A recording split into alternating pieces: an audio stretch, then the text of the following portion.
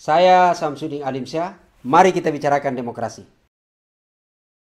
Megawati Soekarno Putri memberi sinyal siap diganti sebagai Ketua Umum PDIP.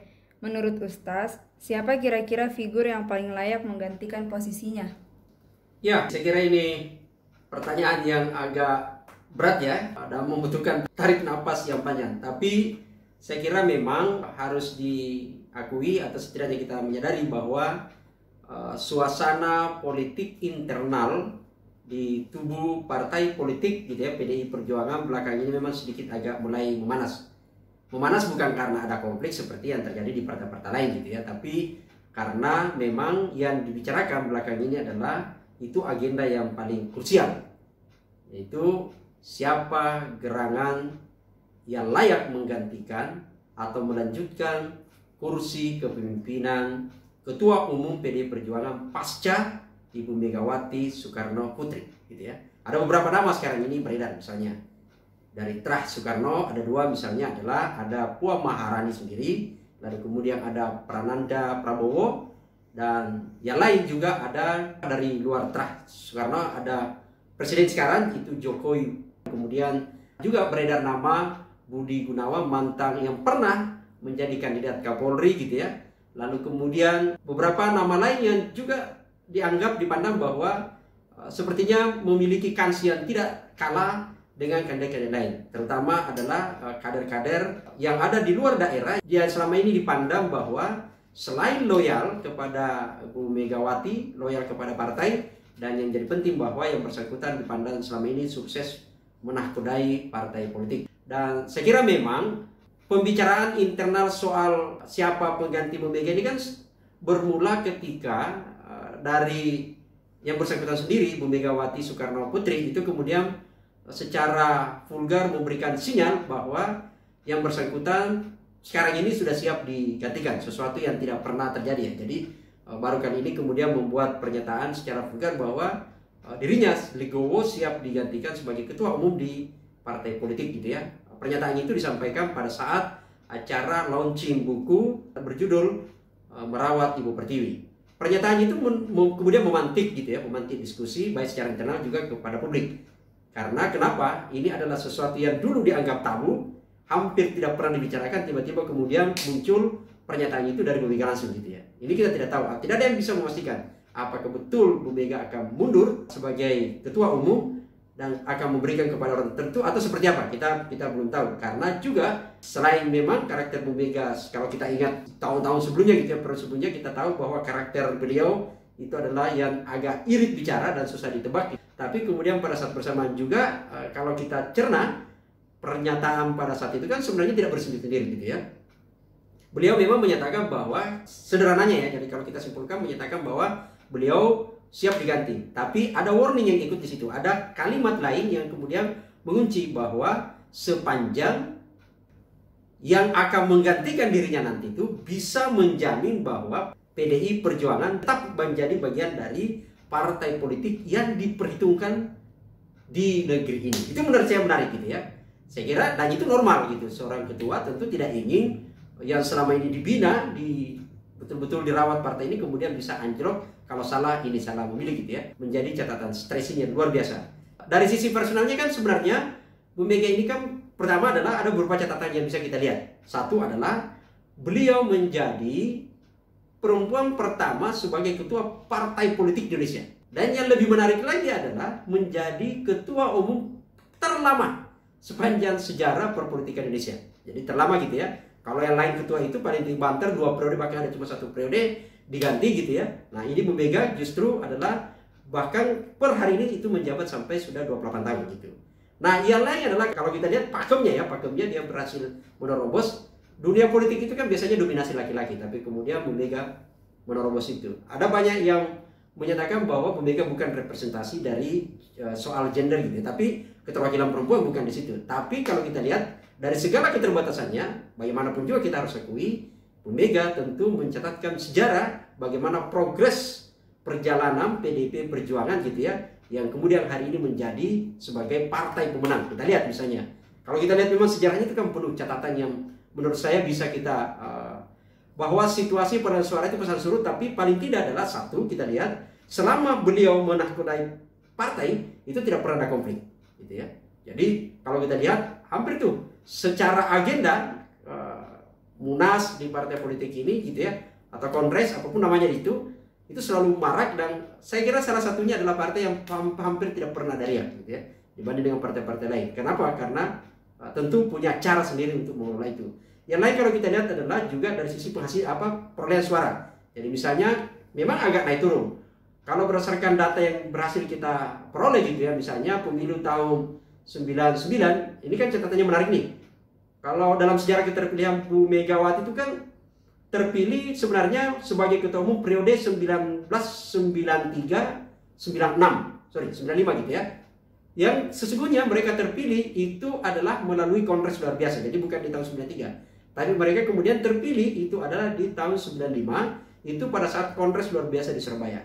Hanya saja memang kemudian, gitu ya, ini menarik. Hanya saja memang kemudian ada bersamaan juga beberapa saat kemudian ada kongres luar biasa digelar, yaitu adalah versi Suryadi, gitu ya, versi Suryadi yang di Medan, gitu ya, dilakukan, yang kemudian lahirlah namanya dualisme pada saat itu. Kalau pemirsa publik ingat, ada peristiwa kerusuhan 27 Juli, gitu ya, tahun 1996.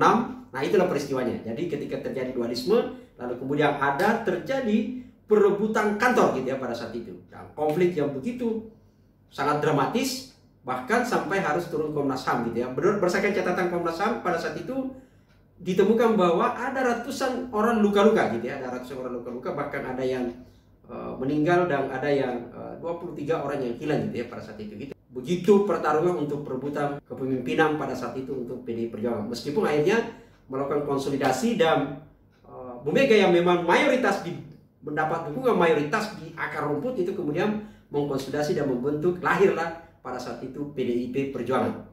Pemilu 99 ini menarik, membuktikan bahwa bagaimana posisi figur Megawati untuk kemudian ketika masuk membawa PDIP Perjuangan di pemilu itu. Akhirnya pada saat itu pada tahun 99 itu kemudian PDIP berhasil meraih suara yang cukup signifikan, gitu ya.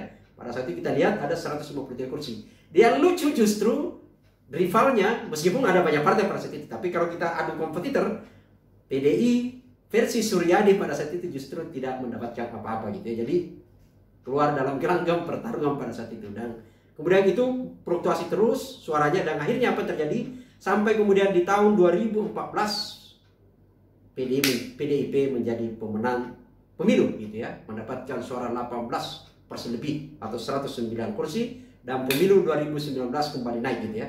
Catatan lain bahwa selain Bu Mega pernah menjadi presiden, juga presiden sekarang ini adalah presidennya PDI Perjuangan. Itulah catatan yang membuktikan bahwa bagaimana super power yang positif bisa melahirkan pemenangkan partai politik. Itu yang dimiliki, dan saya kira agak sulit diikuti oleh kader-kader lain, gitu ya. Pertanyaannya sebenarnya adalah di balik kesuksesan itu ada banyak catatan. Ini menjadi beban siapa penggantinya ke depan. Ini kan pertanyaan yang menarik. Sambil menjawab pertanyaan saja, gitu ya. Siapa gerakan itu? Apakah yang nama-nama yang beredar tadi, gitu ya, yang ada 4 itu, sekali saya ulangi, misalnya ada Puan Maharani, ada Prananda Prabowo, lalu kemudian ada Jokowi, ada Budi Gunawan, lalu kemudian atau diambil dari kader-kader lain. Jadi saya kira memang menarik untuk kita diskusikan, ya. Dan jujur dalam posisi seperti ini, saya ingin menyatakan bahwa PDIP berada dalam posisi yang sangat dilematis. Dia terjepit dan dilema, gitu ya. Karena ini ada 2 pilihan, gitu. Harus diposisikan berbeda partai politik PDIP Perjuangan dengan partai politik yang lain. Harus diakui, saya kira salah satunya partai politik sekarang ini PDIP Perjuangan yang konsisten mengawal ideologinya, yaitu ideologi Marhain Soekarnois, gitu ya. Saya kira agak di situ posisinya, agak berbeda dengan partai lain, sehingga kalau konsepsi ideologi, dan saya kira itu modal kenapa kemudian Megawati mendapat dukungan full di akar rumput sampai hari ini, dan nyaris tidak ada konflik karena kemampuan merawat ideologi ini, dan banyak menyatakan bahwa ini adalah poros, gitu.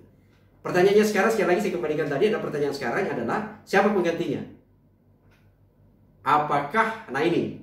Apakah PDI berani berjudi, gitu ya, mengambil di luar terah Soekarno, atau dia akan berada pada tetap di Trans Soekarno. Karena itu saya sebutkan tadi bahwa harus dilihat agak berbeda partai PDI Perjuangan dengan partai lain.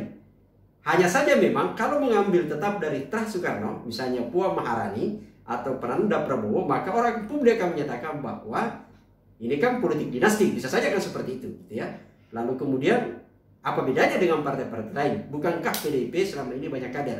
Itu dari satu sisi, tapi juga tidak semua menjadi benar, karena posisinya sekali lagi PDIP Perjuangan berbeda dengan yang lain. Ada misi yang luar biasa, adalah pertanyaannya siapa yang bisa merawat ideologi partai. Sampai kemudian pertimbangannya adalah apakah mengambil tetap dari Trans Soekarno terbuka. Kandidat yang lain di luar adalah ada Jokowi, gitu ya. Misalnya kita coba cek. Saya kira kalau untuk kandidat Jokowi yang sekarang ini masih menjabat sebagai presiden, gitu ya. Ini saya kira memang memiliki kans yang agak besar, gitu ya. Apalagi kalau kemudian kader-kader akan bersikap seperti dengan partai lain, gitu. Jadi misalnya terutama untuk kader-kader yang pragmatis, tentu akan memiliki pandangan bahwa karena Jokowi sekarang menduduki kursi 01 atau presiden, gitu ya, tentu secara keberlanjutan partai dalam beberapa hal itu jauh lebih aman lah, gitu ya, dibanding dengan kandidat yang lain. Tapi perlu diingat, satu, masa jabatan Pak Jokowi sisa 2 tahun lebih. Jadi harus dilihat situ. Meskipun tentu dalam secara personal, ya jujur saja, tentu Pak Jokowi juga kepingin, gitu ya, karena pasca presiden mau kemana, gitu. Itu kita lihat, dan sebagai orang politisi tentu ada hasrat lah untuk bisa ke situ, sepanjang itu konstitusional, gitu ya. Tapi itu tadi pertimbangannya, apakah Pak Jokowi akan diambil? Bagi saya, kalau itu adalah Pak Jokowi, pasti akan banyak mendapat dukungan dari kader-kader yang paling tidak pandangan yang saya sebut pragmatis itu adalah melihat pada posisi jangka panjang kepentingan partai. Pemilu 2024 tentu kita butuh banyak hal, termasuk amunisi dan lain-lain. Maka posisi strategis itu berada pada presiden. Hanya saja sekali lagi itu tadi, sisa 2 tahun, gitu ya. Kandidat yang lain adalah itu ada pada misalnya BG. BG saya kira juga jaringan yang kuat, tapi hanya saja ada risiko yang lebih besar dimiliki oleh PDIP kalau salah mengambil. Misalnya karena publik juga pada satu sisi tidak bisa dinafikan, masih ada bayang-bayang kasus rekening gendut yang pernah ditetapkan sebagai tersangka di KPK. Bahwa dia menang dalam SP3, ya benar, dan secara hukum sudah tidak ada. Tapi dalam publik itu masih perlu banyak diskusi, gitu ya. Begitu juga dengan kader-kader lain, sehingga saya menyebut ini bahwa posisi dilematis, gitu ya. Tapi dalam posisi dilematis itu ada kepentingan yang lebih besar, yang tentu selalu menjadi pertimbangan dari Bu Megawati sendiri sebagai ketua umum. Satu adalah tentu akan melihat sejarah, gitu ya. Sejarah semangat berdirinya partai politik PDI Perjuangan. Pertanyaan besar yang harus dijuga adalah apakah betul karena personality pribadi Megawati Soekarno Putri sampai kemudian berhasil menjadi ketua umum dan sampai hari ini safety aman-aman saja, tidak ada yang menggugat dan publik begitu loyal membackup beliau? Apakah karena personalnya saja atau karena di situ ada histori karena beliau adalah anak atau putri dari presiden pertama Soekarno, dan kita tahu PDIP ini adalah bagian dari ideologi Soekarno, gitu ya. Kalau pandangannya seperti itu, maka saya kira ya akhirnya Megawati tentu akan berpikir lebih jauh, apakah PDIP akan berpikir yang ada sekarang untuk 2024 merebut itu, atau berpikir untuk merawat potensi, semangat, dan ideologi partai. Siapa, pertanyaan besarnya adalah siapa yang bisa menjamin keberlanjutan ini. Apakah harus itu berangkat dari trahnya Soekarno, nama Soekarno di sana, gitu ya, yang tadi saya sebutkan 2, atau bisa di luar sepanjang itu bisa mengawal semangat ideologi ini. Dan apakah ada jaminan kalau dari luar tetap akan konsisten mengawal ideologi partai itu? Karena bisa jadi kemudian kalau salah mengambil, maka partai yang selama ini masuk menjadi partai bahkan menjadi pemenang pemilu di 2 tahun terakhir, itu bisa jadi kemudian akan nasibnya sama dengan partai-partai lain. Banyak pembelajaran partai kemudian karena figurnya ini kemudian konflik dan macam-macam. Makanya benar yang disebutkan Bu Mega, warning sekarang ini adalah siapapun itu, yang terpenting ada jaminan partai politik PDIP Perjuangan tetap masuk dalam jajaran yang diperhitungkan. Bagi saya itu membaca bukan sekedar diperhitungkan, tapi menjaga konsolidan kader. Saya kira itu menjadi lebih penting. Saya kira itu.